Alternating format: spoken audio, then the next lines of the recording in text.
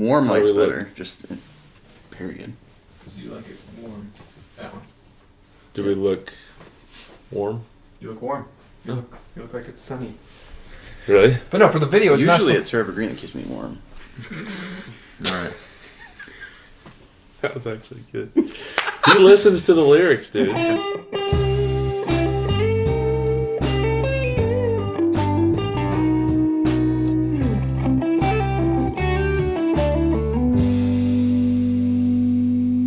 Welcome to the enny1 podcast, episode 9. Kyle and Travis are here with me, Ryan. Cameron is out again, but we do have Carl Schleich, and he is sporting a new wardrobe, a t-shirt. Yeah, he's covered up. New swag item. New swag item, that's right. Very cool. Available on our website, kind of. I don't know. It's not a very user-friendly process of ordering it, but it's still there. It's just like a PayPal link. But if you use that PayPal link, it will work. We will ship you a t-shirt. Just so you know, it was kind of a challenge to get that t-shirt on him. I can imagine, actually. Even like with my experience of dressing my 4 children, it was challenging. Surprisingly, alive children are a little bit more cooperative than he was. Really? Yeah. Yeah, it was kind of tricky. I had to like get his arms up and like slide one on, and then kind of half slide it, and then get the other one on, and then put it over his head, and it was challenging. But that's a size small for reference. That's what it would look like on a. It's tight on him. So if you're bone thin, order small. Yeah. All right. So another announcement is Evergreen came out on March 19th, our newest song. So if you haven't had a chance to go listen to that on Spotify, Apple Music, anywhere where you get music, it is now streaming. So go give that a listen. And that brings me to what the heck is Ryan talking about today, or what is Ryan in the heck talking about today, which is Evergreen, right? Makes sense. Yeah. Who would have thought? All right, Evergreen. So today we're talking about Evergreen, our newest song, right? And I was going to ask you, I'm going to ask you ahead of time, how well do you think you're going to do on interpreting these lyrics? Ever since Stacy's been on here, I don't want to do these anymore. On a scale of 1 to 5, what do you say? What do you think? 5. Yeah. On how good we can interpret it? 5 being the best interpretation of... Oh, 1 to 5. I was thinking 1 to 10. Oh, I was a 5, so 2.5. Oh, 2.5. I'm really good at that. Sorry, I like to simplify it with smaller numbers, but then last time I did this, remember when we did the Every time we... the hamburger thing? Yeah. And I was like, let's go with 1 to 5 for simplicity's sake. And Cameron's like, can we do half numbers? And I'm like, then we might as well do 1 to 10. Yeah, seriously. Anyway, okay, 1 to 10. How well do you think? How well 5. are you gonna do? 5. What do you say, Travis? Oh, I'm a 6. Oh, wow. Okay. I don't know. I just wanted that one up his. All right. Yeah, you just want to one up his. Okay. So not feeling super bullish today. Just kind of middle of the road. No. I'm still curious what Evergreen means. So yeah, let's dive into it. Oh, all right. Okay. Well, there should be a consolation that there's only 3 slides. This is it's not a very it's not a very lyric heavy song. I don't know what's going on. He's having a stroke. Okay. Verse 1, or the first half of the first verse. She's on fire and she knows where I've been. I'm a liar and I'll break the rules to win. I'm inspired. She got me feeling again. Yeah, I'm ignited by her, and her sparks caught onto my skin. So I think I can relate to this quite a bit. I think it's just how much someone, and I think we all jump to romantic assumptions when it comes to stuff like this. And I would you say that a lot of your music is kind of romance focused about your wife, not about your wife, but like about someone that kind of lifts you up. Generally. Is that what you mean? Yeah. Yeah. Because I think with this one, I think of a lot of different relationships I've had where I feel like I'm not in a good spot, or maybe I'm like not worthy of this person, and she kind of will not improve you, but make you want to improve. Hmm. Like their influence kind of sparks you, I guess. Where I'm a liar and I break the rules to win, and then you meet them or they come around and you start to be influenced by their character. Dude, well done. You should have put way higher than a 5. It's a 5.5. That was probably the best one you've ever done. Like that was good. Yeah. Good. Yeah. Yeah, it gave him chills. It did. I feel the chills. Because I should have put way lower than a 6, because I have been very confused about this. She's on fire, and she knows where I've been. I jumped to maybe a little different conclusion. It's like you did something wrong, and she's upset with you. Really? That's what I got from that first stanza, and then, but then like the second part is like, okay, what you're talking about, where it's like I'm inspired to be better, or I feel young again because of this person. Yeah. So. It's all good. Oh, that's really good. She's on fire. She's a beacon. A beacon. I like that. Like in Lord of the Rings, you know. That's what I was picturing. Oh yeah. Cool. All right, let's move on to the next one. Okay, second half of the one verse. I don't know, it's verse 2. Let's go quiet a single moment for once and admire the splendid things that she does. Yeah, she's been burning a wild orange and red in patterns so uncertain she's spinning round in my head. You go first. There's like a moment of silence for her. Maybe she passed away recently. No, I'm just kidding. Oh my gosh, I thought you were serious. No, it's like you're taking time to appreciate how great this woman is. You can't understand her. She's in your mind. That's what I'm getting out of this. I like it. That first, is that a stanza? Is that what we're calling it? That first stanza to me, I realized recently that I am just always in a hurry to do absolutely nothing.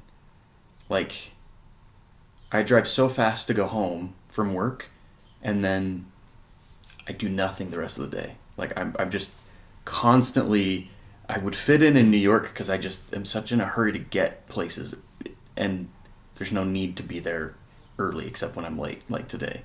And so I think, to me, that translates to, like, let me, I guess to tie into the first part of this verse is, like, let me take a step back and appreciate this person, and kind of hone in on, again, that influence that she brings or whatever. Okay, here's the chorus. And the weather's getting colder, but her fire flickers on. When this garden's frozen over, her evergreen is going to keep me warm. I think it kind of ties back to the beacon comparison analogy or whatever, where it's like, especially because I take the when this garden's frozen over, I feel like the world's not in a great place, and there's just a lot to be pessimistic about. There's a lot to be worried about. There's a lot to be angry about. And to me, I kind of look at that as like the devil is kind of winning in a way, but she kind of keeps me grounded. She keeps me warm when hell freezes over. I don't know, something like that. Yeah, that's kind of what I was getting out of it too. Or it could just be maybe not even the world, but it's like your life stuff feels like it's not going right, but you at least have something to hold on to. Yeah. She's like an anchor. Yeah. Oh, that's good. When this garden's frozen over is kind of like, I guess, like when it gets to a really bad point, I know that she'll warm my soul. I don't know. Yeah. No, it's good.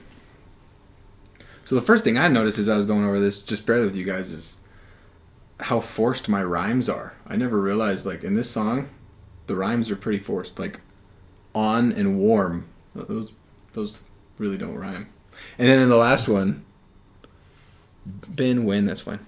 Again, scan, those are fine. But then once and does, like, what's wrong with me? Anyway, it's funny because, like, when you're singing it doesn't even, like, register, but... Yeah. Well, that's what I was going to say when you brought that up. You don't notice it, and I think that if you don't notice it, I don't think it matters. Right. And now people are going to notice it. But Wow. now we are. Now we all are going to notice it. Well, it's funny because just as a tangent, which it's not a true enny1 podcast without a tangent by yours truly. But like, it's kind of crazy how frequently, even like classical poetry, like famous poetry, doesn't rhyme. Like some of there's certain traditions in classical poetry. It's like the elephant in the room, where we're like, yeah, this rhymes, but it really doesn't rhyme. Like, for example, there's this poem, it's one of my favorites, by John Donne, and he's talking about, it's called Death Be Not Proud. It's pretty cool. It just talks about how... John Donne? His name's John Donne. I was up on that, too. But it's spelled Jon, so it's 6 letters for his whole name. It's actually JOHNDONNE, John Donne. Anyway, he's a 17th century poet, British poet. But anyway, he writes this poem, and the last two lines says, one short sleep past, we rest eternally, and death shall be no more. Death, thou shalt die. Eternally and die are supposed to rhyme in that. It's pretty... Are they supposed to rhyme, though? Yeah.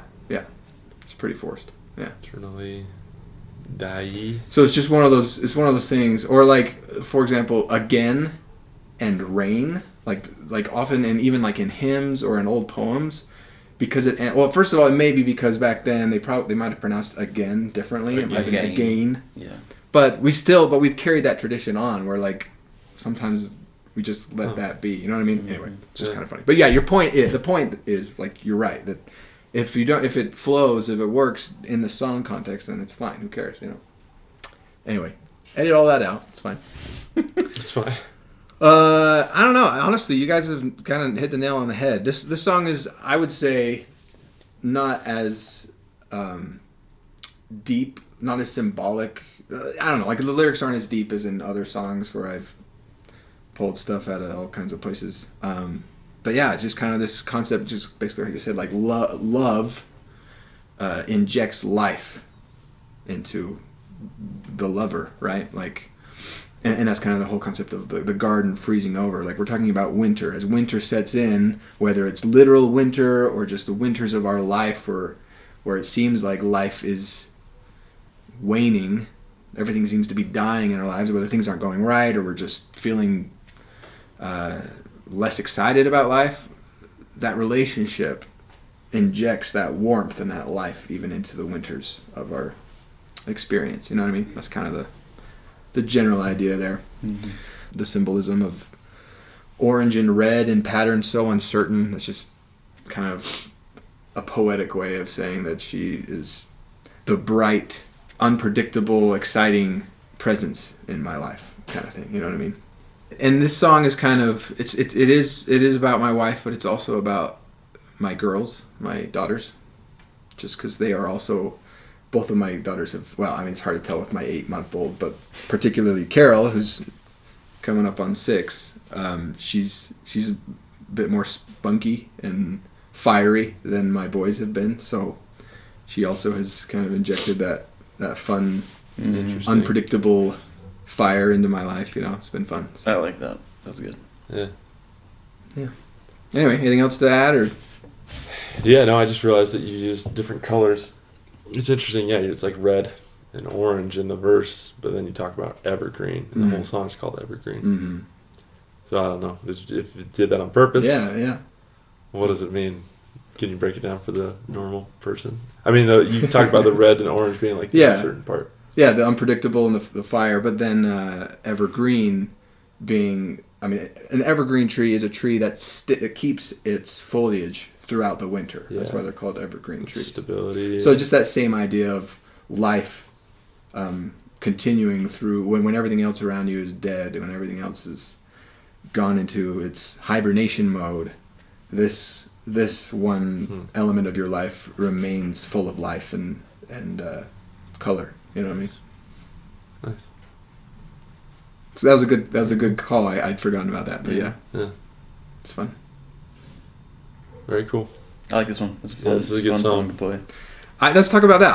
I love this song. Like, this is one of our favorites to play. Anytime we play it in practice, we have to play it again when we finish. We finish and we're like, and then somebody comes back in and plays it a little bit longer. It's like this song should have been longer, so we could get our fill. But I don't know. It would probably have to be like 30 minutes long for us to get our fill. I know. It's so fun. It's a fun one.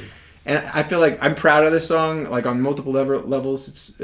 Like just having written it, but also like I feel like we all have a little bit more ownership in this song than normal. Like for example, I mean, you just took the solo by yourself. I had kind of when I wrote the song, I had that little gap in between the two choruses, but I didn't know what to put in that gap. And you just went home and fiddled around with it, came back and brought this awesome guitar solo, which is super great. fun to play. Yeah. I do think that this was one of the first songs that we've like all come together and like added our own flair to it, which I think kind of gives it a unique sound. But yeah, I love playing this one. Super fun. It's upbeat. It's catchy. Yeah. Exactly. Yeah. Super fun. So again, just as a second prompt, if you haven't gone and listened to this, then go take a listen. You can go to our website, enny1.com, and there's links there to a bunch of different platforms where that music is, or you can just search for us on whatever your platform of choice may be. But anything else to bring before the court? No. Ladies and gentlemen? No, I don't think so. Okay. Well, let's call it. Thanks for joining us this month for the enny1 podcast.